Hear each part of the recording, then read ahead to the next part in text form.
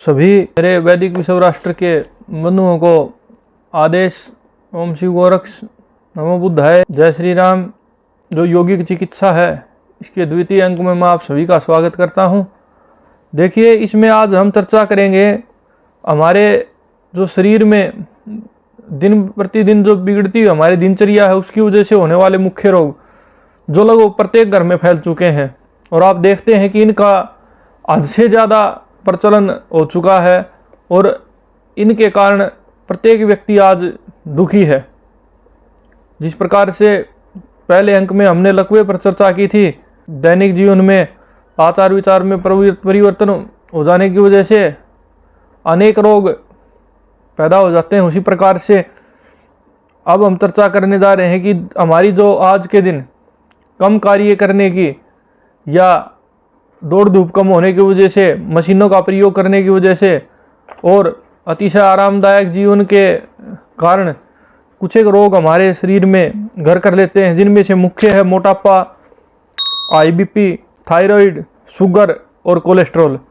सज्जनों, यदि हम इन रोगों को अलग अलग से लें तो ये हमारी मूर्खता होगी, क्योंकि इनमें से प्रत्येक रोग हमारी जीवनचर्या के साथ जुड़ा हुआ है। आज के दिन लोग आहार ज़्यादा लेते हैं जो कि हमारे शरीर को आवश्यकता नहीं होती, उसकी वजह से हमारे अंदर आलस्य तंद्रा फैलती है और आलस्य निद्रा तंद्रा के कारण हम लोग आरामप्रद जीवन में जीते हैं। रात को देर तक जागते हैं, फिल्में, सीरियल या और कुछ नहीं तो फ़ोन में रील्स को बदलते रहते हैं, जिसकी वजह से हमारे शरीर में जो अन्न है वो पूर्णतया रस के रूप में परिपाक नहीं हो पाता और उसके कारण हमें प्रमेह रोग होता है ज़्यादा आराम पर जीवन के कारण, जिसमें से मुख्य कारण है ज़्यादा शारीरिक संभोग, ज़्यादा कामलोलुपता इत्यादि। इनमें मुख्य रोग होता है सबसे पहले मोटापा। जब हम खाते ज़्यादा हैं और व्यायाम कर नहीं पाते तो उसके कारण सबसे ज़्यादा हमें मोटापे की दिक्कत होती है। अब मोटापे के कारण दूसरा रोग जो मुख्य होता है वो होता है कोलेस्ट्रॉल और शुगर। ये दोनों भाई हैं। ज़्यादातर शुगर के रोगियों को देखा जाता है कोलेस्ट्रॉल की दिक्कत होती है, क्योंकि खाने में यदि चिकनाई होती है। यदि सज्जनों हम दूध, दही, घी इत्यादि का प्रयोग करते हैं हमारे जीवनचर्या में, और इसके अलावा आधुनिक सबसे ज़्यादा ये तो एक स्वास्थ्यवर्धक चीज़ों में भी हम इनकी गणना करते हैं, दूध, दही, घी की तो, लेकिन इसके अलावा इनका अति प्रयोग काम न करने के बावजूद और सबसे ज़्यादा खराब पिज्ज़ा, बर्गर, समोसा, तली हुई चीज़ें, खटाई, इमली। और सज्जनों, एक चीज़ इसका मैं जिक्र करना चाहूँगा, हम लोग ज़्यादातर नमकीन चावल का प्रयोग करते हैं, तले हुए चावल जिनको हम बोल सकते हैं एक तरह से, क्योंकि उनका बनाने का तरीका भी आजकल बदल चुका है। ये सारी चीज़ें मिलकर के सज्जनों हमें शुगर, मोटापा, कोलेस्ट्रॉल और थायराइड जैसी जो बीमारियां हैं इनके बढ़ावा देती हैं। इनमें सबसे मुख्य कारण हमारी जीवनचर्या है। आजकल कई लोग कहते हैं मीठा खाने से शुगर होती है। सज्जनों, मीठा खाना शुगर के होने का या बढ़ने का एक कारण हो सकता है, लेकिन सज्जनों हम देखते हैं पूर्व काल में हमारे बुजुर्ग थे, बहुत ज़्यादा मीठा खाते, लेकिन उनको शुगर की दिक्कत नहीं होती थी। कारण उनके जीवन में संघर्ष था और वो कार्य करते थे। आज हम उतना कार्य करते नहीं हैं, हमारी जीवनचर्या सादी नहीं है, केवल और केवल हम लोग बैठे रहते हैं और ज़्यादातर मशीनी युग के कारण बैठ करके हमारे लगभग कार्य होते हैं। उसके कारण हमें मोटापे की शिकायत हो जाती है और उसके कारण सुस्ती होती है, और इस सुस्ती की वजह से थोड़ी थोड़ी बातों पर जल्लाहट होने लग जाती है, जिसकी वजह से हमें हाई या लो ब्लड प्रेशर ये दिक्कतें होने लग जाती हैं। उसमें इन सब का बड़ा भाई है शुगर, मधुमेह बोला जाता है।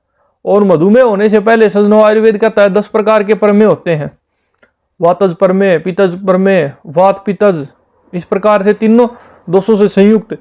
और जब ये जो प्रमेह है ये 7 धातुओं में होता है सज्जनों, रस में प्रमेह, रक्त में, लेकिन सज्जनों जब ये शुक्र धातु तक पहुंच जाता है और व्यक्ति को सोते सोते भी मनी खारिज होने लग जाती है, वीर्य निकलने लग जाता है, तो सज्जनों इसका कोई फिर समाधान नहीं होता, बहुत मुश्किल हो जाता है।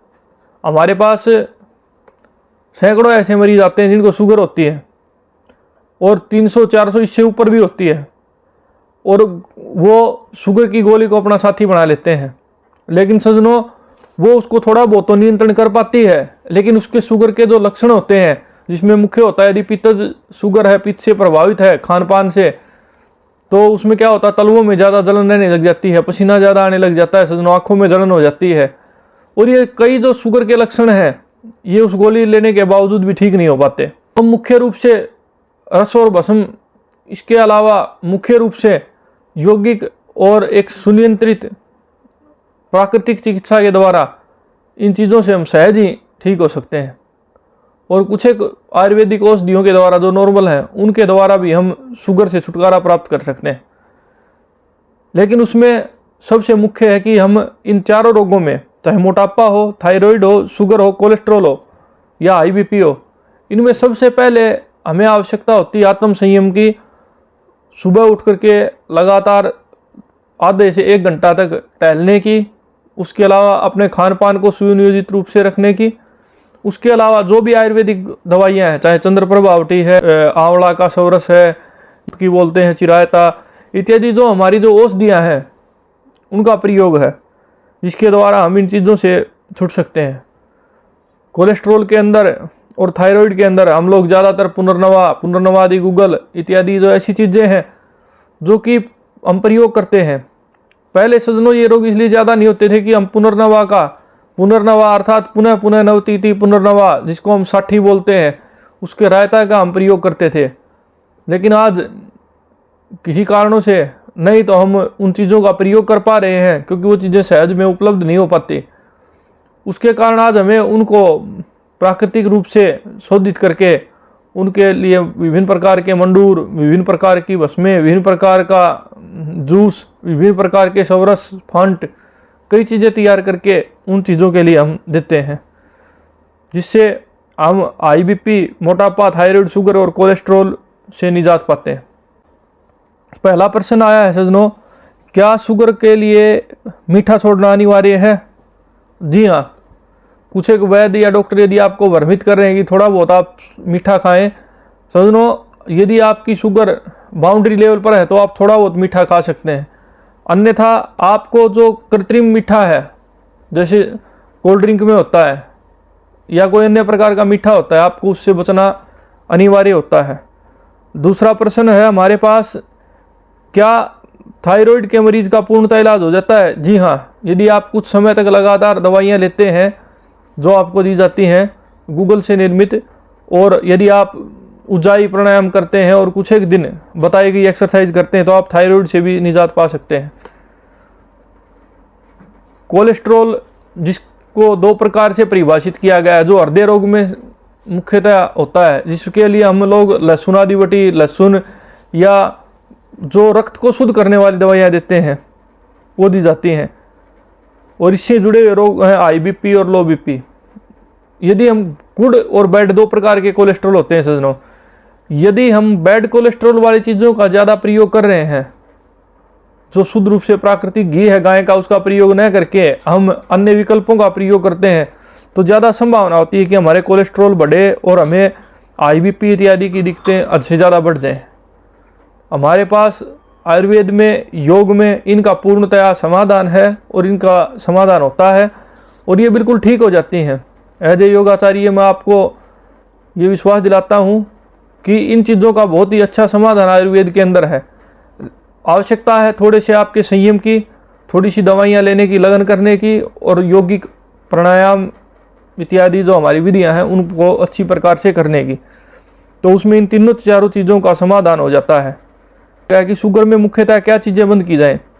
सज्जनों, शुगर में हम लोगों को चाहिए कि हम लोग जूस, मीठी चीज़ें, चावल इत्यादि जो मीठा जूस है, ये सारी चीज़ें बंद कर दें। ज़्यादा मात्रा में घी और ज़्यादा मात्रा में जो ऐसी चीज़ें हैं जो कोलेस्ट्रॉल को भी बढ़ाती हैं, वो शुगर को प्रभावित करती हैं, इसलिए इनको बंद कर देना आवश्यक है। इसके अंदर आप ताज़ा लस्सी का प्रयोग शुगर के अंदर करें तो सबसे अच्छा रहता है। और इनके अंदर परहेज होते हैं ज़्यादा हैवी कैलोरी वाली डाइट, ज़्यादा पौष्टिक भोजन अधिक से ज़्यादा, चाय, कॉफ़ी, कहवा, कोल्ड ड्रिंक जो भी ये पदार्थ हैं तामसिक, इनका प्रयोग हम छोड़ें और इन रोगों से भी हम निजात पा सकते हैं।